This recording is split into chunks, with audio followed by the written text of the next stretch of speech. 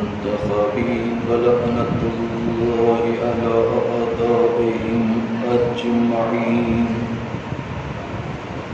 رب اشرح لي صدري ويسر لي أمري واحلل عقدة من لساني يفقهوا قولي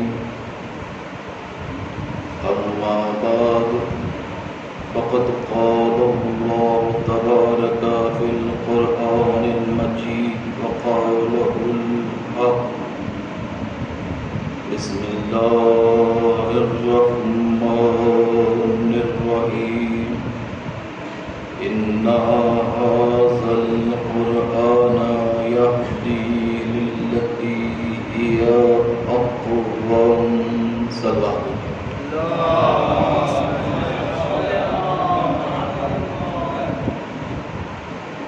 زیادہ بتا سے گزارش ہے کہ ایک متصل رحم ہوتی متصل اخلاص اخلاص نما کر مرحوم سید ذکی حیدر ابن سید رضی حیدر مرحومہ نگار فاطمہ بنت سید ذکی حیدر صاحب کو ساتھ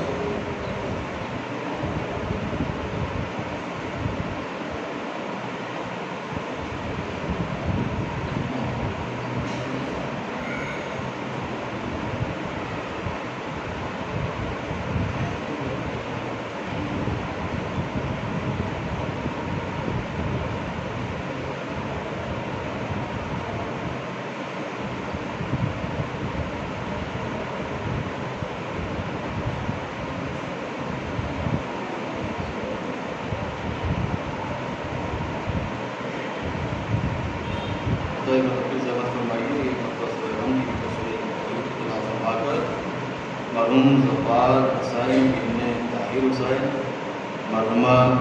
مرحوم نظر حسین ابن طاہر حسین مرحومہ عزیزہ بانو ابن بشیر حسین صاحب کی خصوصیات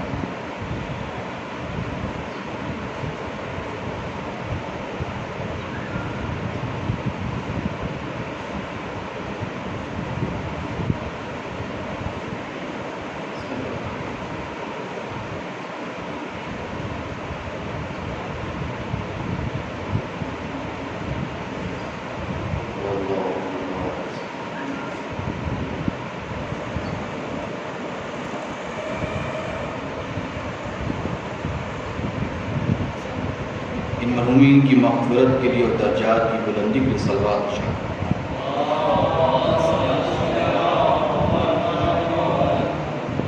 آئیے سب مل کے دعا امام زمانہ پڑھ کے وقت کے امام کو یاد کرتے ہیں اللہم صلی علی محمد وآل محمد بسم اللہ الرحمن الرحیم اللہم کل ولیک الحجت ابن الحسن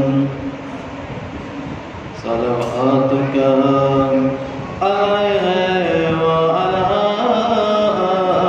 آبائه فی هذه الساعة وفي كل ساعة وليا وحافظا وقائدا وناصرا ودليلا وعونا حتى تسكنه أرضك طوعا وتمتعه فيها طويلا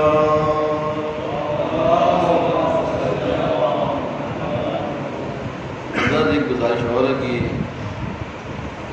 ایک محترمہ ہے جن کی طبیعت کافی خراب چل رہی ہے آپ خدا سے صحت و سلامتی کی ان کے لیے دعا ہے آئیے 5 دفعہ اپنے شروع کا عمل کر کے محترمہ کے لیے اور جو دیگر مریض ہیں ان کے لیے دعا کرتے ہیں اللہم صلی علی محمد وآل محمد بسم اللہ الرحمن الرحیم أَمَّنْ يُجِيبُ الْمُضْطَرَّ إِذَا دَعَاهُ وَيَكْشِفُ السُّوءَ أَمَّنْ يُجِيبُ الْمُضْطَرَّ إِذَا دَعَاهُ وَيَكْشِفُ السُّوءَ المضطر إذا دعاه ويكشف السوء أمن يجيب المضطر إذا دعاه ويكشف السوء أمن يجيب المضطر إذا دعاه ويكشف السوء اللهم صل على محمد وآل محمد وعجل فرجهم خدایا اس ذکر کی عظمتوں و برکتوں کے صدقے میں محترمہ کشور جہاں اور جو دیگر مریض ہیں ان سب کو شفائے عاجل و سلامتی طول عمر عطا فرما، ہر بلا ہر مشکلات سے محفوظ فرما۔ پروردگار جتنے بھی یہاں حاضرین ہیں اور کائنات میں جہاں کہیں بھی محبان اگر سب کی جان مال عزت آپ کی حفاظت فرما۔ خوشنود امام زمان علیہ السلام صلوات و شکر۔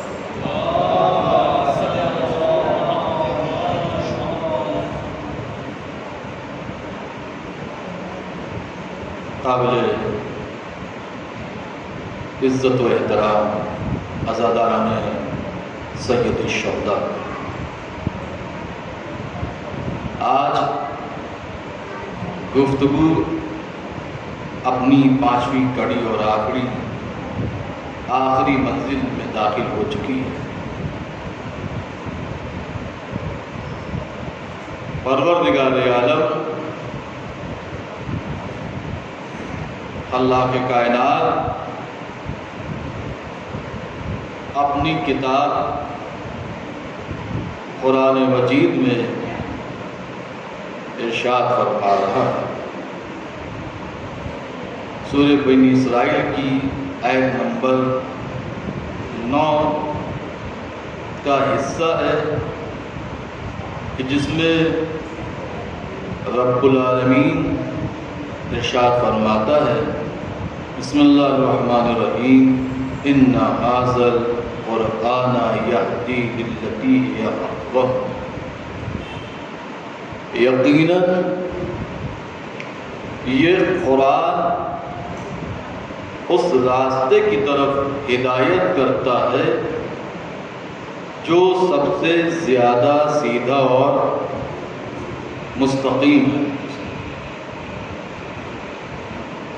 یہ بات بھی واضح ہو گئی کہ یہاں پہ سیدھے راستے سے مراد، مستقیم راستے سے مراد ذات اہل بیت ہے، اہل بیت کا راستہ ہے، اور اہل بیت کے علاوہ کوئی دوسرا راستہ نہیں ہے۔ قرآن نے بھی یہ واضح کیا، تفاصیل سے بھی واضح ہے کہ صراط مستقیم اہل بیت ہے، لہذا دنیا والوں دیکھو صرف ان دونوں قرآن میں سے ایک قرآن کو لوگے اور ایک قرآن کو چھوڑ دو گے تو زندگی تمہاری ناقص رہ جائے گی بعنوان کامیابی، بعنوان نجات، بعنوان فلاح۔ چونکہ جب تک ہم ان دونوں کا ساتھ نہیں پکڑیں گے اور دونوں میں سے کسی ایک کو چھوڑ کر اپنی زندگی کو آگے بڑھائیں گے تو ہماری زندگی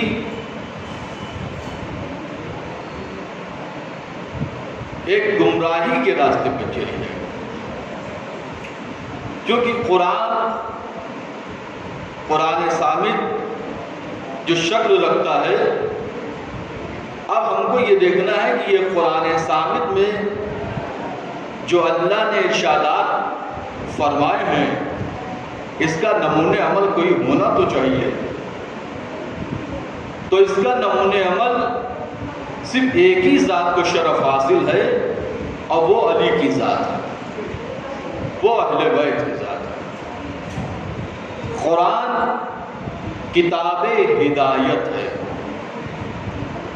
اس کی ابتدا رحمت و رحمانیت سے ہوتی ہے۔ یہ وہ عظیم القدر اور جامع کتاب ہے جو اپنے تمام صفات و کمالات اور عدیم المثال خصوصیات کے علاوہ حرف آخر کی حیثیت رکھتی ہے۔ جس طرح صف انبیاء میں مرسل اعظم کی مثال ممکن نہیں، اسی طرح تمام صحف کتب الہیہ میں اس کتاب کی نظیر محال ہے۔ اور یہ کتاب خدا کا وہ غیر محدود خزانہ ہے جس میں باریک سے باریک پہلو کو اجاگر کیا گیا ہے، اور مشکل سے مشکل مسائل کا حل اس میں موجود ہے۔ الفاظ کو دیکھو تو ٹھاٹے مارتا ہوا سمندر، معنی و مفاہیم کو دیکھو تو تلاطم خیز سمندر، جس کی گہرائیوں میں نگاہ عقل و فہم کا پہنچنا بغیر وسیلے کے محال ہے۔ وہ کون سی شے ہے جو قرآن مجید میں موجود نہیں؟ وہ کون سی چیز ہے جو کلام الہی میں نہیں پائی جاتی؟ خود قرآن میں ارشاد ہو رہا ہے، بسم اللہ الرحمن الرحیم، لا رطب ولا یابس الا فی کتاب مبین، کہ قرآن میں ہر خشک و تر کو سمو دیا گیا ہے۔ تو برادران ملت، برادران ایمانی، جب قرآن میں تمام چیزوں کو سمو دیا گیا ہے اور ہر رطب و یابس اس میں موجود ہے، تو اس کا جاننے والا اور بتانے والا بھی کوئی ہونا چاہیے۔ تو جس طرح قرآن کے متعلق ارشاد ہوا لا رطب ولا یابس الا فی کتاب مبین، ویسے ہی جاننے والے کے بارے میں ارشاد ربانی ہو رہا ہے وَكُلَّ شَيْءٍ أَحْصَيْنَاهُ فِي إِمَامٍ مُبِينٍ، ہم نے ہر شے کا احصاء امام مبین میں قرار دیا ہے۔ اور امام مبین ذات امیر المومنین علی ابن ابی طالب صلوات مولائے کائنات کی ذات ہے۔ بغیر ان کے وسیلے کی کتاب سمجھ میں نہیں آ سکتی۔ آپ یعنی قرآن کو اگر کوئی سمجھنا چاہے تو جب تک وسیلہ اختیار نہیں کرے گا قرآن صامت سمجھ میں نہیں آ سکتا۔ اور قرآن صامت کو سمجھنے کے لیے ہمیں قرآن ناطق کو ضرور لینا ہوگا۔ بغیر قرآن ناطق کے قرآن صامت سمجھ میں نہیں آنے والی۔ ایک چھوٹی سی مثال، دنیا کی جو کتابیں موجود ہیں،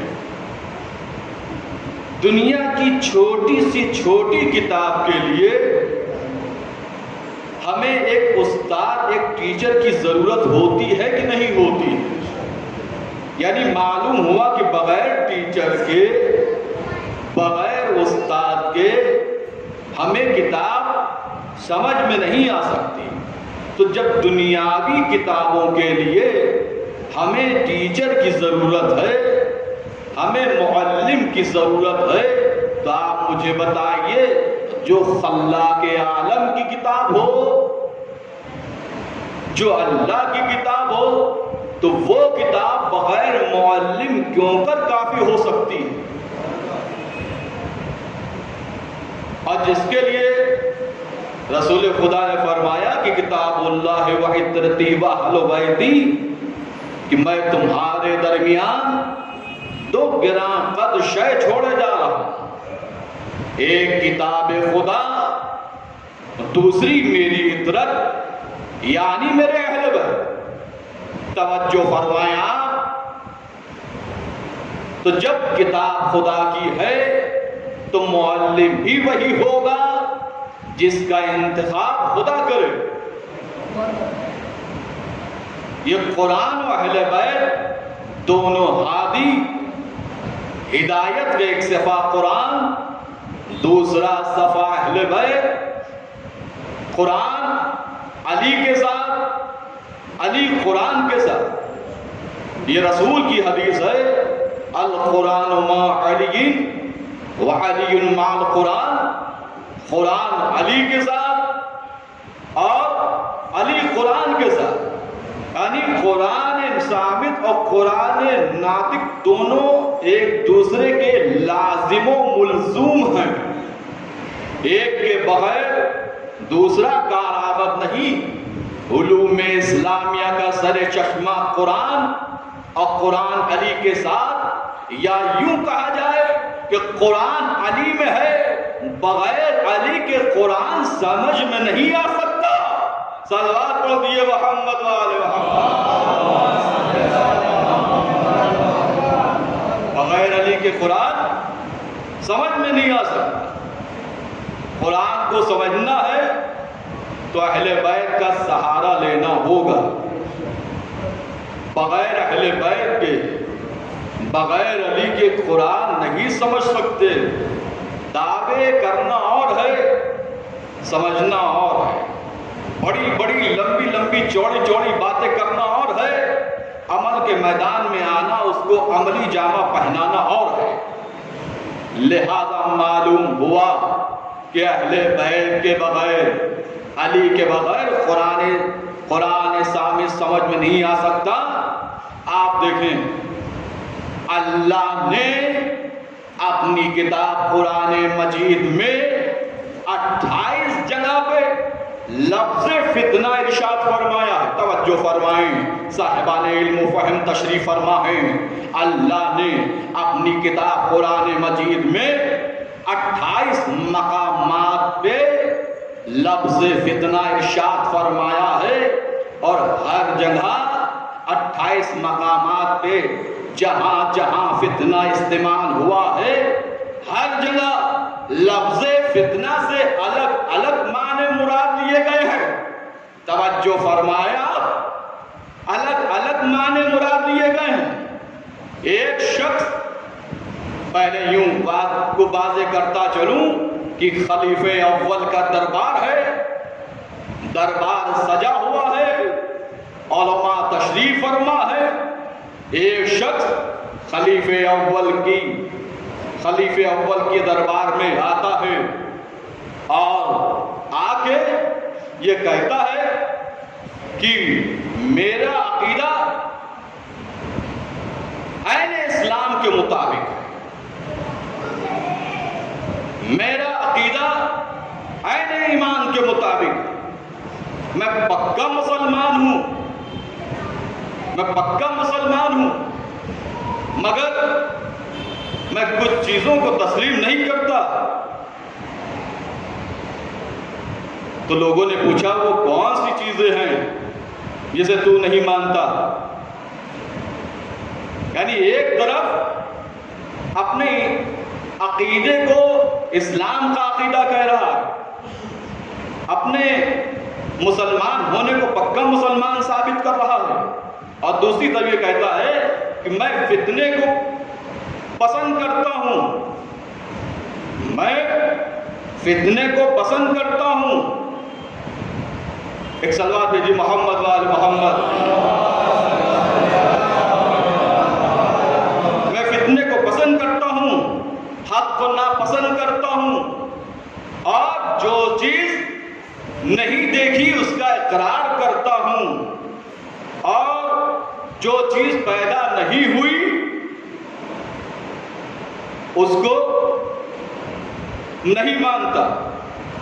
توجہ فرما، پھر سے میں دوہرا رہا ہوں کہ میں اپنا عقیدہ بتانا، اس نے جو اپنا عقیدہ بتانا شروع کیا کہ میں فتنے کو پسند کرتا ہوں، حق کو ناپسند کرتا ہوں، جو چیز پیدا نہیں ہوئی اس کا اقرار کرتا ہوں، میں نہ دیکھی چیز پر یقین رکھتا ہوں۔ توجہ فرمایا، فتنے کو پسند کرتا ہے۔ سب نے کہا یہ کیسی بات کر رہا ہے کہ فتنے کو پسند کرتا ہے؟ اور فتنے کے بعد اس نے بیان کیا کہ حق کو پسند نہیں کرتا۔ فتنہ، اب سب کے ذہن میں فتنہ کوئی پسند کرنے والی چیز ہے؟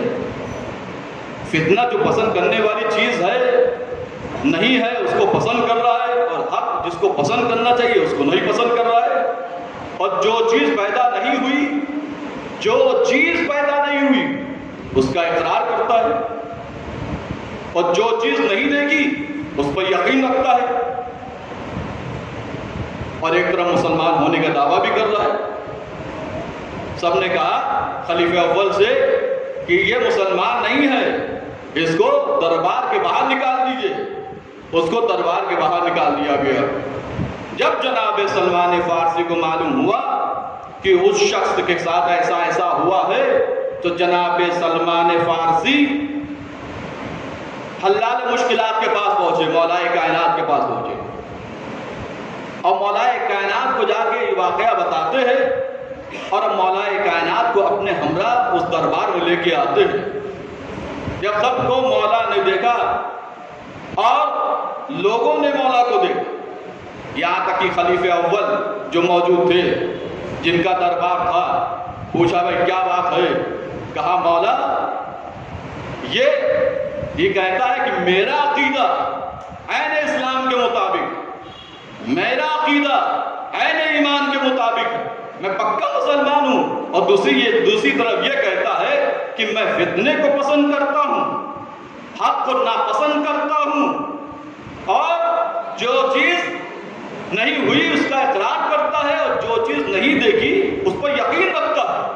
توجہ فرمایا تو مولا نے بات واضح کی کہ اللہ نے رب العالمین نے اپنی کتاب قرآن مجید میں لفظ فتنہ 28 مقامات پر بیان فرمایا ہے۔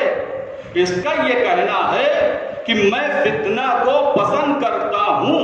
یہاں پہ فتنے سے مراد مال اور اولاد ہے، مال اور اولاد ہے، مال اور اولاد یعنی آزمائش کا ایک ذریعہ۔ تو آپ بتائیں کہ مال اور اولاد کو کون نہیں پسند کرتا؟ مال اور اولاد کو کون نہیں پسند کرتا؟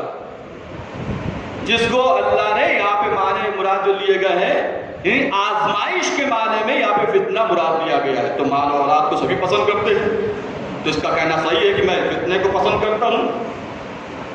دوسرا کیا کہا اس نے کہ حق کو ناپسند کرتا ہوں، یہ بھی صحیح ہے، کچھ غلط نہیں کہا اس نے۔ آئے بتائے حق کو ناپسند کرتا ہوں، موت حق ہے، مانتے سب ہیں، پسند کون کرتا ہے؟ توجہ فرمایا، موت کو سب مانتے ہیں مگر موت کو پسند کون کرتا ہے؟ کوئی پسند کرتا ہے؟ جس سے پوچھے وہ مرنے کا نام دو۔ یہ سب کہیں گے مرنا برق ہے، ایک دن جانا ہے، لیکن مرنے کے نام تو سب، تو موت حق ہے مگر پسند کوئی نہیں کرتا۔ پھر تیسرا کیا فرمایا؟ جو چیز پیدا نہیں ہوئی اس کا اقرار کرتا ہے۔ قیامت ابھی پیدا نہیں ہوئی، قیامت کا اقرار کون نہیں کرتا؟ ہر مسلمان کرتا ہے قیامت کا اقرار۔ اور آخری بات کیا کہی کہ جو چیز نہ دیکھی اس پر یقین رکھتا ہے۔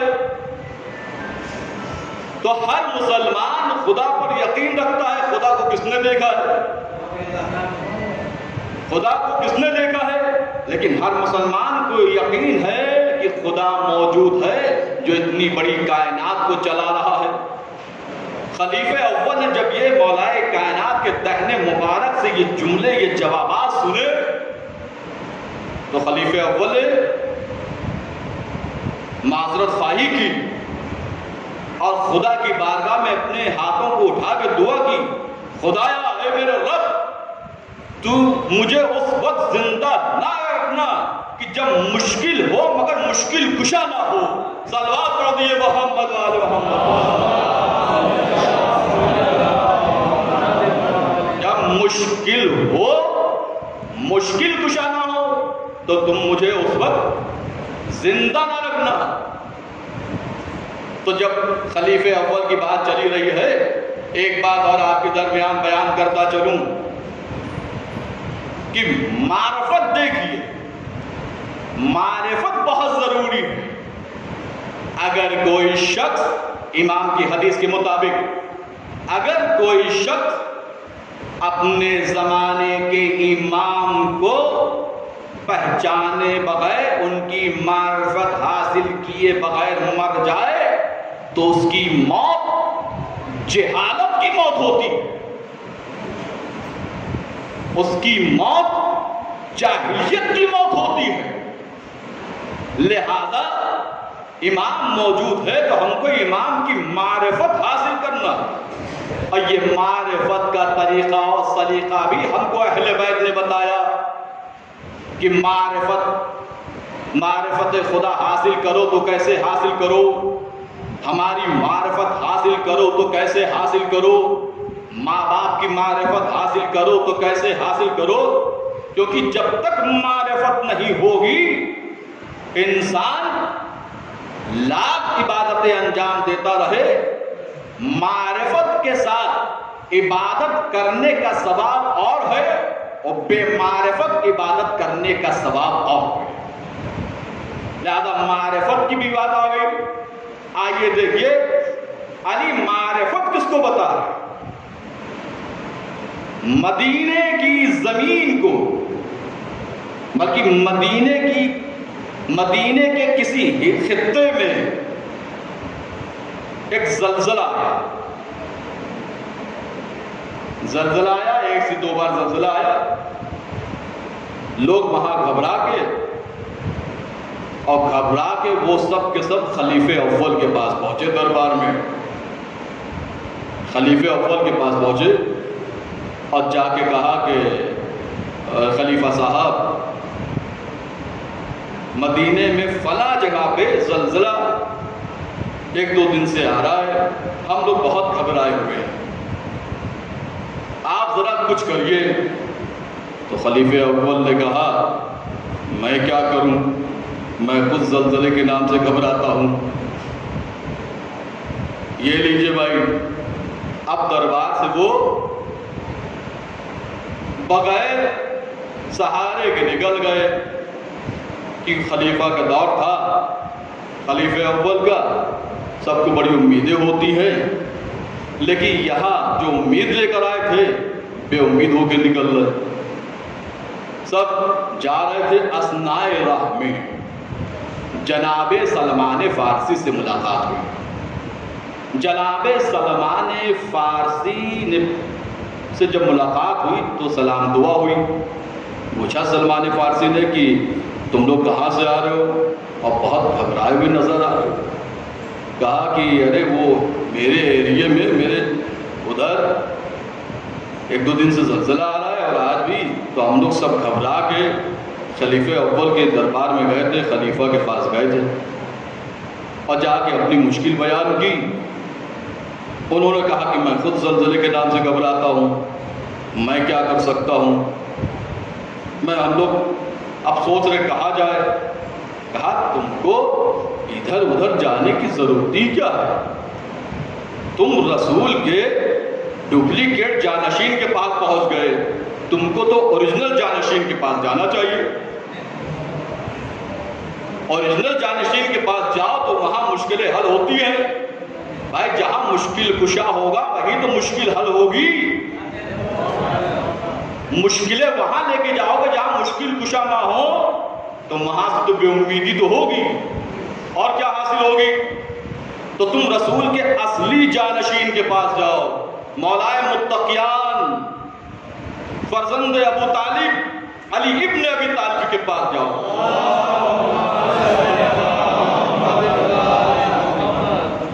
اور جا کے ان سے اپنی مشکلوں کو بیان کرو. سب نے کہا ہاں جناب سلمان فارسی بجا فرما رہے ہیں، چلو ہم سب چلتے ہیں مولا کے دربار. آئے سب مولا کے دربار میں. مولا عبادت میں مصروف ہیں. عبادت سے جب فارغ ہوئے پوچھا کیا خیریت، کیسے آنا ہوا. پورا واقعہ بتایا. مولا جدھر ہم لوگ رہتے ہیں ادھر ایک دو دن سے زلزلہ آ رہا ہے اور آج بھی یہی کیفیت بنی ہوئی ہے. ہم لوگ خلیفہ اول کے پاس گئے تھے، وہاں سے بے امید ہو کے نکل آئے. راستے میں سلمان فارسی سے ملاقات ہوئی کی تو انہوں نے آپ کا پتہ بتایا، آپ کا حوالہ دیا. ہم سب آپ کی خدمت میں آئے، مولا آپ کچھ کریے. مولا نے کہا اچھا آپ یہاں پہ ایک بات اور واضح کرتا چلوں کہ زلزلہ آنے کی وجہ کیا تھی. زلزلہ آنے کی وجہ یہ تھی کہ آسمان نے زمین کو تانا دیا تھا. کیا تانا دیا تھا؟ آسمان نے زمین زمین کو کیا کہنا دیا تھا کہ دیکھو میں تم سے کتنا بلند ہوں، کہ میرے پاس تو چاند ہے، میرے پاس تو سورج ہے، میرے پاس تو ستارے ہیں، میرے پاس تو جنت ہے، میرے پاس تو کوثر ہے، میرے پاس تو حوریں ہیں، میرے پاس تو ملائکہ ہیں۔ تو جب انہوں نے سب آ کے ماجرا بتایا مولا کائنات کو کہ زلزلہ آ رہا ہے، آپ مولا کچھ کریے، میری مشکل کو دور فرمائیے۔ مولا نے کہا چلو۔ مولا پہنچے، جب پہنچے تو دیکھا کہ زمین زلزلے کی حرکت میں آ رہی، زمین زلزلے کی حرکت میں تھی۔ ایک مرتبہ مولائے متقیان نے زمین کو حکم دیا، بلکہ یوں کہتا چلوں کہ ابو تراب نے تراب کو حکم دیا، اے تراب رک جا، تجھے ابو تراب حکم دیتا ہے۔ یہ سننا تھا کہ زمین تھم گئی، زمین رک گئی۔ اب جب زمین رک گئی تو ابو تراب نے تراب سے پوچھنا شروع کیا، اے زمین یہ بتا کہ تو غیظ میں کیوں تھی، تو زلزلے میں کیوں تھی، یہ زلزلہ آنے کی وجہ کیا تھی، ریزن کیا تھا، سبب کیا تھا؟ تو ابو تراب سے تراب نے کہا، زمین نے مولا کائنات سے کہا، مولا اس زلزلہ آنے کی وجہ یہ تھی کہ آسمان نے ہمیں تانا دیا کہ دیکھ میں تجھ سے کتنا بلند ہوں، تو میری بلندی کا مقابلہ نہیں کر سکتی، اور میرے پاس تو چاند ہے، میرے پاس تو سورج ہے، میرے پاس تو ستارے ہیں، میرے پاس تو جنت ہے، میرے پاس تو کوثر ہے۔ یہ سننا تھا کہ علی نے فرمایا اب اگر آسمان تجھے تانا دے کہ میں تجھ سے کتنا بلند ہوں، اور یہ کہے کہ چاند میرے پاس ہے، سورج میرے پاس ہے، ستارے میرے پاس ہے، جنت میرے پاس ہے، کوثر میرے پاس ہے، تو بھی کہہ دینا اگر چاند تیرے پاس ہے تو چاند کو تو ٹکڑے کرنے والا میرے پاس ہے، اگر سورج تیرے پاس ہے تو سورج کو پلٹانے والا میرے پاس ہے، اگر ستارے تیرے پاس ہے تو ستاروں کو اپنے در پہ بلانے والا میرے پاس ہے، اگر جنت تیرے پاس ہے تو سردار جنت میرے پاس ہے، اگر کوثر تیرے پاس ہے تو ساقی کوثر میرے پاس ہے۔ صلوات پڑھیے محمد۔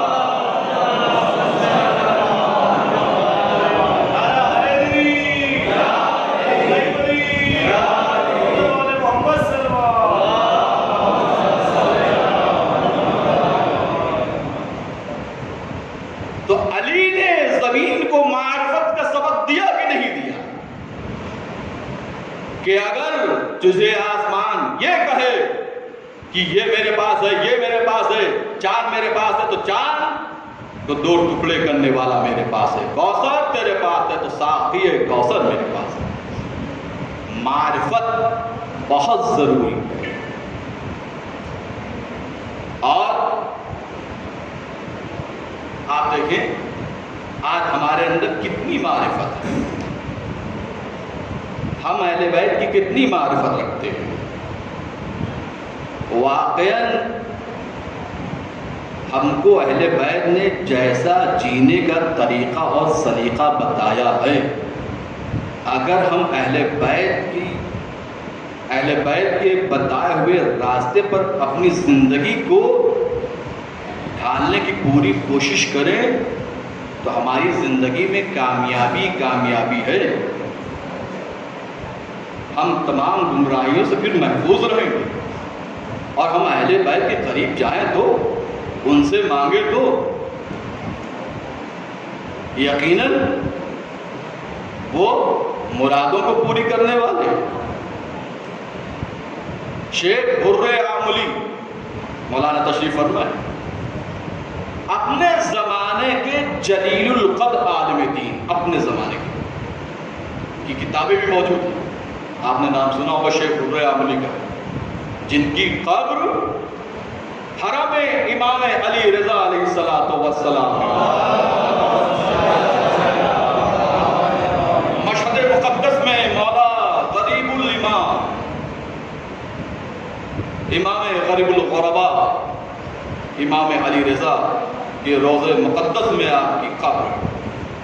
شیخ حر عاملی کی معرفت دیکھیے، آپ کی عمر 10 برس کی ہے، 10 برس کی آپ کی عمر ہے، آپ 10 سال کے، اور 10 سال کی عمر میں آپ بہت سخت بیمار پڑ گئے، بڑی سخت طبیعت آپ کی خراب ہو گئی، علیل ہو گیا۔ ایک مرتبہ غر انگلی امام رضا علیہ السلام کی زری کو پکڑے ہوئے زارو قطار رو رہے، زارو قطار گریا، مولا میری طبیعت اچھی ہو جائے، مولا مجھے شفا دیجیے، مولا مجھے صحت دیجیے۔ زارو قطار روتے جا رہے ہیں اور مولا کی جالی پکڑ کر دعا کرتے چلے جا رہے ہیں۔ ایک مرتبہ روتے روتے فریاد کرتے کرتے دعا مانگتے مانگتے شیخ غر آملی سو گئے۔ اب جب شیخ غر آملی سو گئے تو خواب میں شیخ غر آملی کو 14 معصومین علیہ السلام کی زیارت کا شرف حاصل ہوا۔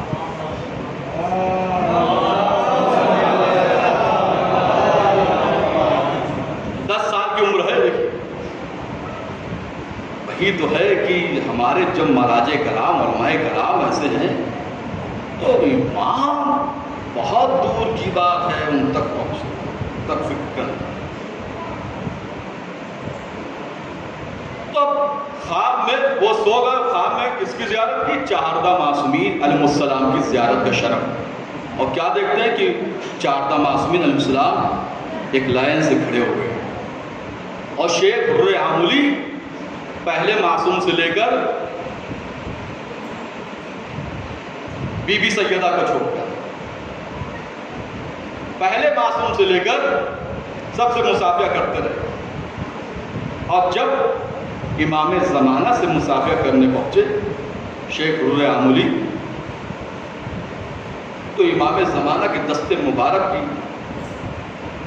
بوسہ کرتے ہیں، بوسہ لیتے ہیں، اور زارو قطار ہوتے ہیں امام سے فریاد، اے میرے وقت کے امام، کیا مجھے شفا حاصل نہیں ہوگی؟ کیا میری طبیعت میں بحالی نہیں آئے گی؟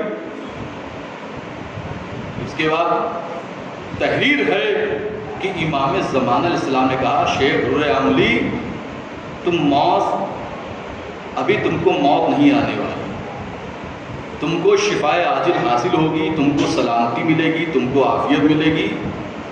یہ کہہ کے امام زمانہ علیہ السلام نے اپنے دست مبارک سے شیخ غر آملی کو پانی پلایا،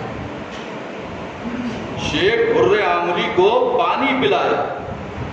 ادھر خواب میں دیکھ رہے کہ مجھے امام وقت پانی پلا رہا ہے، اور بس یہ دیکھا پانی پلا رہے ہیں، اور پانی پلاتے پلاتے پھر ان کی آنکھ کھل گئی، ادھر ان کی آنکھ کھلی کہ ان کو پوری شفاء عاجل حاصل ہوئی، وہ صحت یاب ہو گئے، خواب میں دیکھ رہے تھے، اور جب آنکھیں کھلی تو اپنے کو صحت یاب پایا۔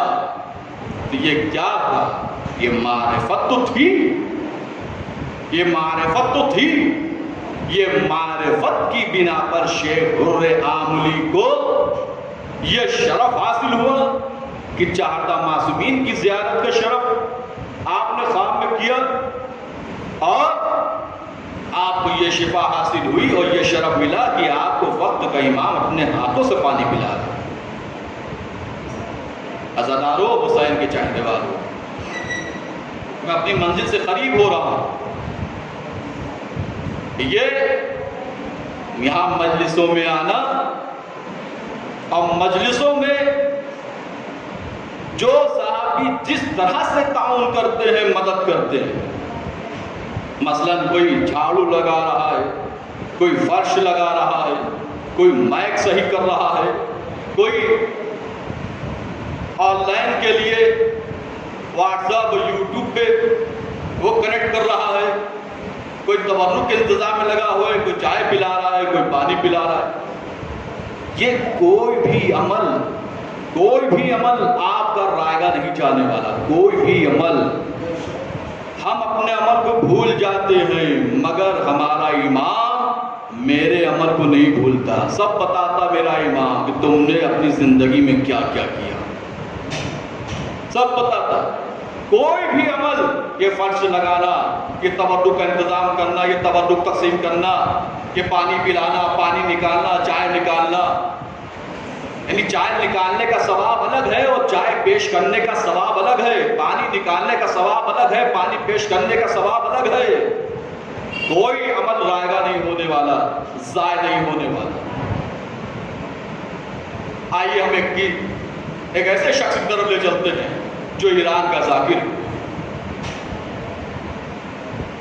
ایک ذاکر ہے ایران کا، بلکہ ذاکر تھے انہوں نے فرمایا کہ میرے شہر میں جو مسجد تھی امام بارگاہ اور مسجدیں جو تھیں، تو مسجد کا جو مؤذن تھا، تو جب کہیں بھی مجلس ہوتی تھی مسجد میں یا امام بارگاہ میں، تو وہ مؤذن مجلس میں آ کے مجلس حسین میں جیسے جیسے لوگ آتے جا رہے ہیں تو وہ پیالیوں میں چائے نکالتا ہے، کپوں میں چائے نکالتا ہے اور عزادار پی رہے۔ یہاں تک کہ وہ ضعیف ہو گیا اور اس کا انتقال ہو گیا۔ تو یہ ذاکر بیان کرتے ہیں کہ جب اس کو لوگ دفن کے لیے لے گئے اور دفن کر دیا اور لوگ دفن کر کے چلے گئے، تو میں نے اس کی قبر پہ ہاتھ رکھا۔ اس شخص کا نام تھا جو مجلسوں میں چائے نکالا کرتا تھا کپوں میں، پیالیوں میں، اس شخص کا نام تھا علی مشہدی۔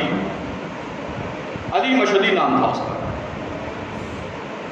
تو ذاکر نے کہا قبر پہ ہاتھ رکھے، قبر پہ ہاتھ رکھ کے کہ اے علی مشہدی، تم نے آقا حسین کی بڑی خدمت انجام دی ہے، تم مجھے خواب میں آ کے بتانا کہ آقا حسین نے اس کا صلہ کیا دیا۔ 3-4 دن کے بعد علی مشہدی آتے ہیں خواب میں اس ذاکر کے، میں تفصیل بس اشارہ پر چل رہا ہوں۔ علی مشہدی اس ذاکر کے خواب میں آتے ہیں اور آنے کے بعد کہتے ہیں کہ دیکھو یہ آقا حسین نے مجھے باغ دیا ہے، یہ آقا حسین نے مجھے محل دیا ہے، اتنا خوبصورت باغ، اتنا خوبصورت محل۔ آخر علی مشہدی خواب میں بیان، خواب میں بات ہو رہی ہے، علی مشہدی یہ مجھے تفصیل سے بتا، مفصل بتا، آخر یہ سب کیسے ہوا؟ کہا جب مجھے لوگ دفنا کے چلے گئے اور قبر کی پہلی رات تھی تو میں خوف زدہ تھا، ڈرا ہوا تھا کہ اول شب قبر ہے، مگر میں نے کیا دیکھا کہ آقا حسین میری زیارت کو آئے ہیں، قبر میری آقا حسین کے نور سے پر نور ہو گئی۔ اور آقا حسین نے کہا، دیکھیں میں نے ابھی بیان کیا نا کہ حسین، امام حسین ہمارے امام، ہمارے اپنے چہنے والوں کے ایک ایک عمل پر نگاہ رکھتے ہیں، اور یہ سب آقا حسین نے مجھے عنایت کیا ہے جنت میں، یہ باغات، یہ محل مجھے جنت میں عنایت کیا ہے۔ معلوم ہے کس کے وقت میں؟ آقا حسین نے یعنی بتایا کہ اے علی مشہدی، تم نے جو ہماری مجلسوں میں ہمارے عزاداروں کو جو چائے پلائی، تم نے 12,427 پیالیوں میں، کپوں میں چائے نکالا ہے۔ اس چائے نکالنے کا یہ ثواب تمہیں مل رہا ہے، یہ صلہ تمہیں مل رہا ہے کہ تمہیں جنت میں باغات ملے، تمہیں جنت میں محل ملے۔ بس یہ کہتے ہوئے علی مشہدی زار و قطار رونے لگے۔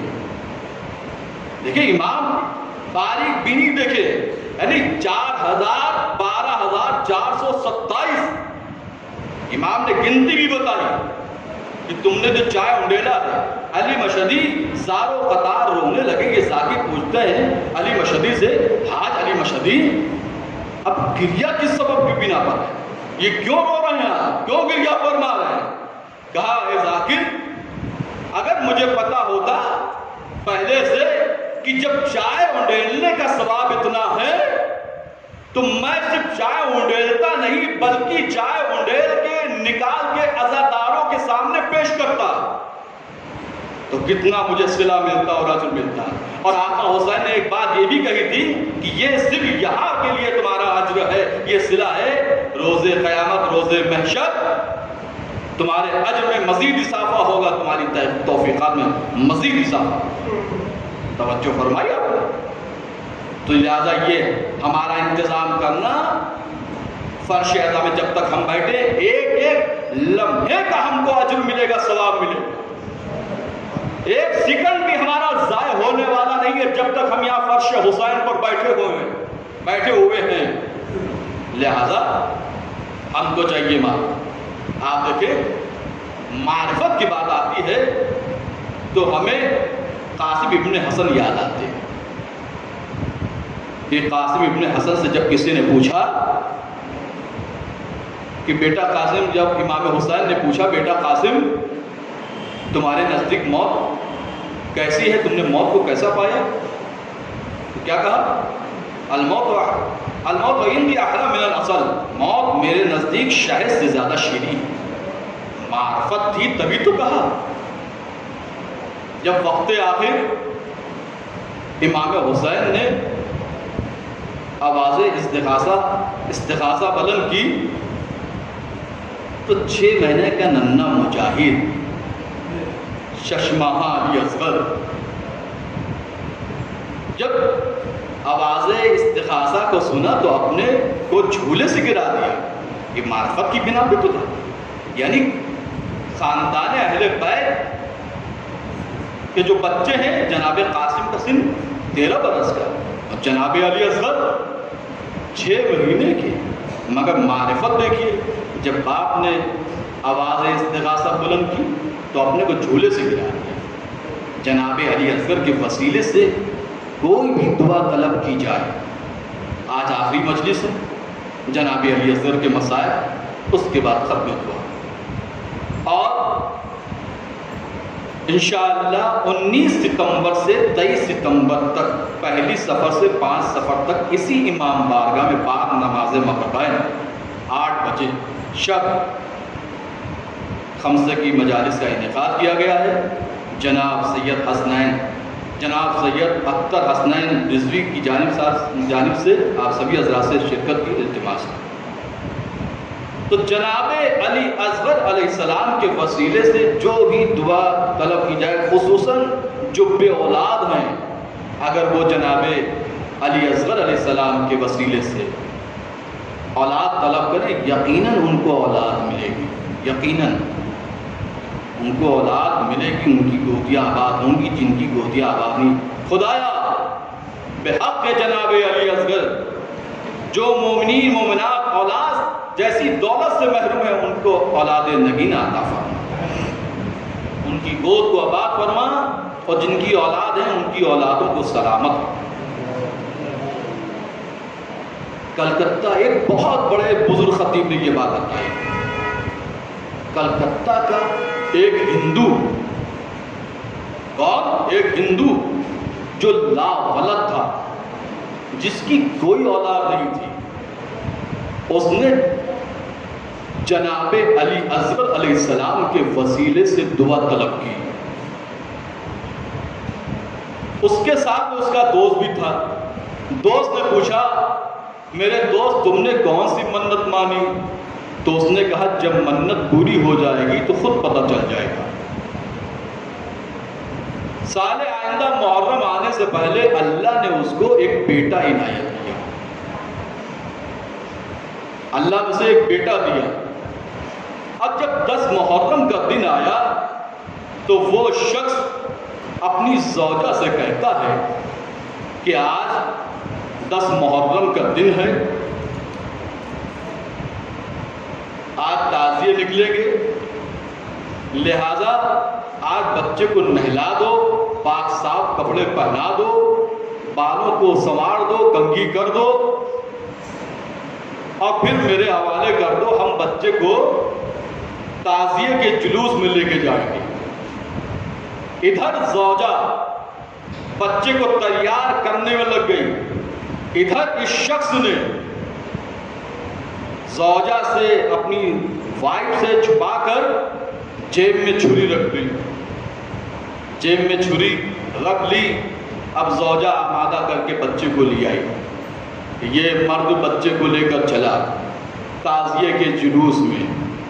جیسے ہی یہ مرد بچے کو لے کر پہنچا ہے جلوس میں، تو جلوس عزا خانے میں پہنچ چکا تھا۔ اس مرد نے کیا کیا؟ اپنے بچے کو عزا خانے کی طرف لٹا دیا، عزا خانے کی رک کر کے اپنے بچے کو زمین پر لٹا دیا اور اپنے ہاتھ سے چھری نکالی، اور چھری نکالنے کے بعد کہا، آقا حسین، میں نے جو آپ سے منت مانگی تھی، دعا مانگی تھی اور وعدہ کیا تھا، آج میں اس کو پورا کرنے جا رہا ہوں۔ آقا حسین، آپ نے تو اپنا وعدہ پورا کیا، آج میں اس کو پورا کرنے جا رہا ہوں۔ یہ کہتے ہوئے اس ہندو شخص نے اپنے بچے کی گردن پہ چھری پھیر دی، سر و تن میں جدائی کر دی۔ اب بچے کو دفنا دیا۔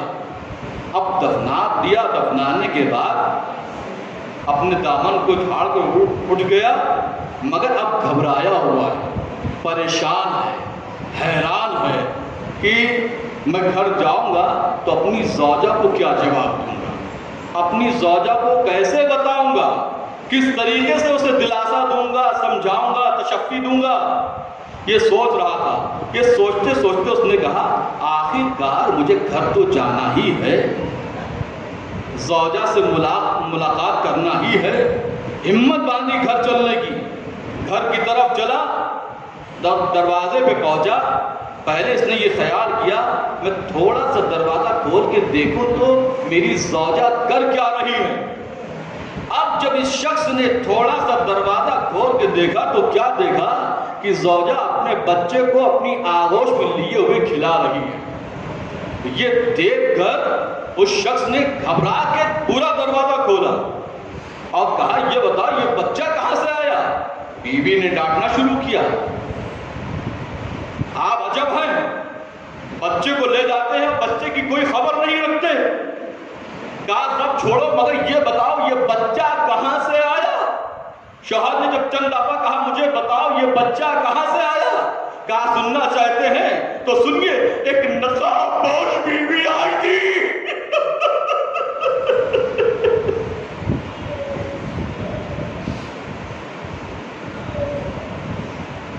ایک نقاب پوش بیوی آئی تھی اور انہوں نے مجھے بچہ یہ دیتے ہوئے کہا کہ جو ہم دے دیتے اسے واپس نہیں لیتے۔ وہ کوئی اور بیوی نہیں، وہ حسین کی دکھیا ماں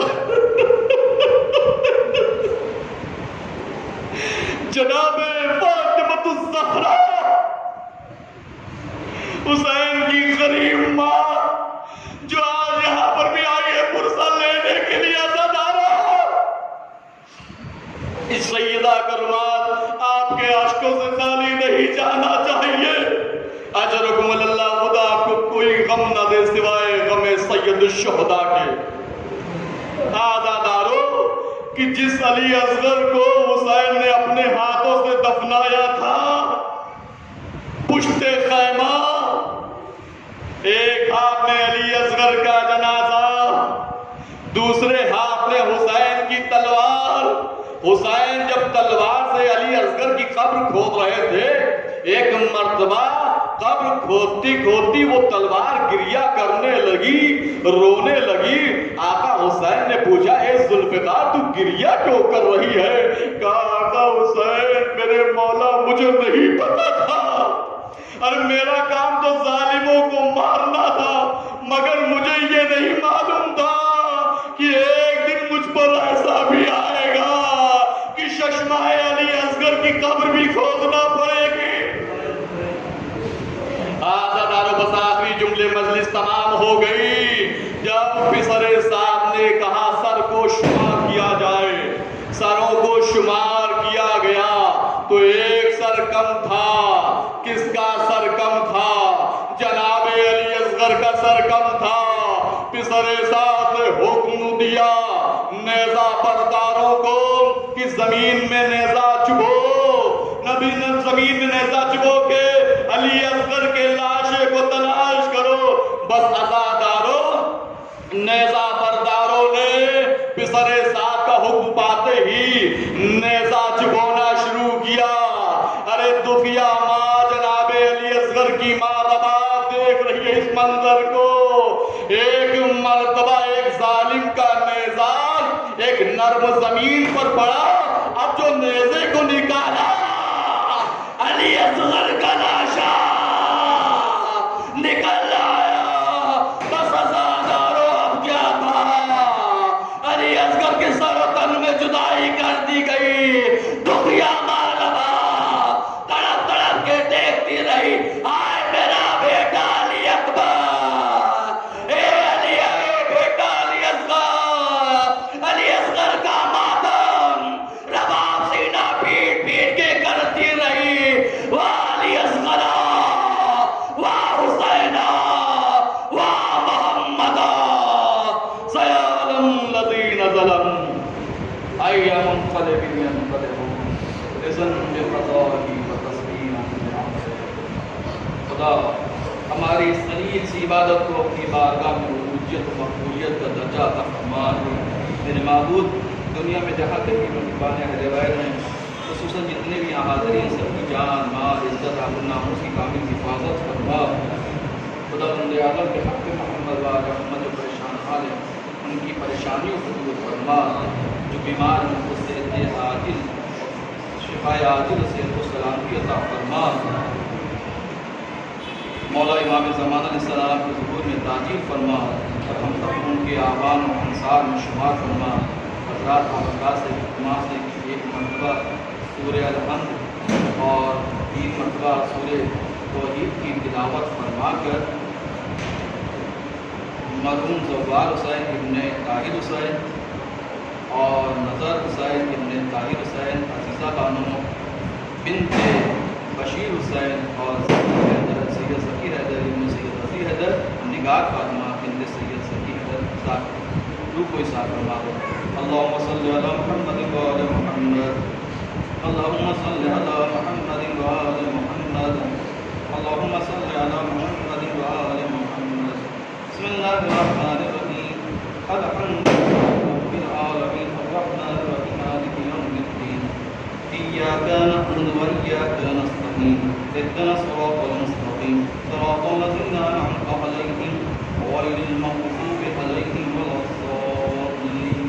بسم اللہ الرحمن الرحیم، قل هو اللہ احد اللہ الصمد لم یلد ولم یولد ولم یکن له کفوا احد۔ بسم اللہ الرحمن الرحیم، قل هو اللہ احد اللہ الصمد لم یلد ولم یولد ولم یکن له کفوا احد۔ بسم اللہ الرحمن الرحیم، قل هو اللہ احد اللہ الصمد لم یلد ولم یولد ولم یکن له کفوا احد۔ اللهم صل على محمد وآل محمد، اللهم صل على محمد وآل محمد، اللهم صل على محمد وآل محمد۔ خدایا سورہ حمد و قیمت سورہ توحید کی صلوات کی تلاوت کا ثواب حق محمد وآل محمد، یہ مرحومین کے نام بتا، ان کی ارواح کے نام اعمال درج فرما، یہ مرحومین کی مغفرت فرما، درجات کی بلندی صاحب فرما، ماتم حسین۔